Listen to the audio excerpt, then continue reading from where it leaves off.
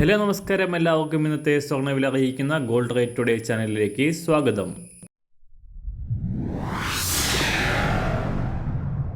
ഇന്നത്തെ സ്വർണ്ണവിലയിലേക്ക് കടക്കുന്നതിന് മുൻപായി എല്ലാ ദിവസവും സ്വർണ്ണവിലയും വെള്ളിവിലയും സ്വർണ്ണത്തെ സംബന്ധിച്ച കൂടുതൽ വിവരങ്ങളും യഥാസമയം ലഭിക്കാനായി സ്ക്രീനിൽ വലതുവശത്ത് കാണുന്ന ചുവന്ന നിറത്തിലുള്ള സബ്സ്ക്രൈബ് ബട്ടൺ അമർത്തിയതിനു ശേഷം തൊട്ടടുത്ത് കാണുന്ന ബെൽ ബട്ടൺ കൂടെ അമർത്തി തുടർന്ന് വരുന്ന ഓപ്ഷൻസിൽ ഓൾ എന്ന് സെലക്ട് ചെയ്യുക.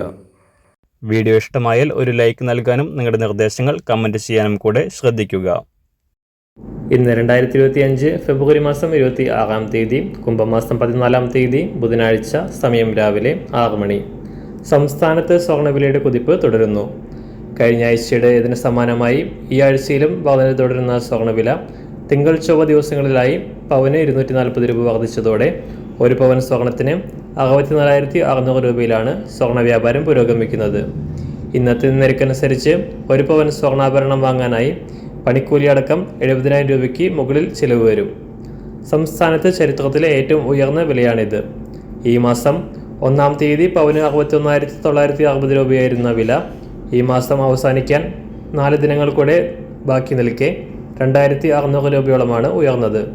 ഈ വർഷത്തിൽ ഇതുവരെ 8,000 രൂപയോളവും സ്വർണ്ണവില ഉയർന്നു.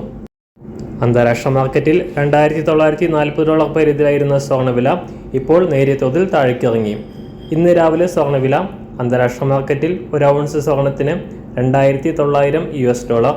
സംസ്ഥാനത്ത് ഇന്ന് രാവിലെ 24 കാരറ്റ് സ്വർണ്ണവില 1 ഗ്രാം 8,809 രൂപ, ഒരു പവൻ 70,472 രൂപ.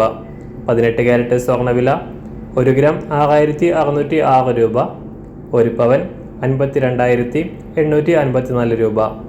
സംസ്ഥാനത്ത് ഇന്ന് രാവിലെ 916 അഥവാ 22 കാരറ്റ് സ്വർണ്ണവില 1 ഗ്രാം 8,075 രൂപ, ഒരു പവൻ 64,600 രൂപ.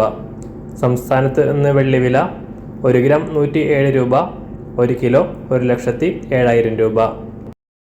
ഇന്നത്തെ മാറി വരുന്ന പുതിയ സ്വർണ്ണവില ഇന്ന് രാവിലെ 10 മണിക്ക് ശേഷം പുതിയ വീഡിയോയിലൂടെ നിങ്ങളെ അറിയിക്കുന്നതാണ്.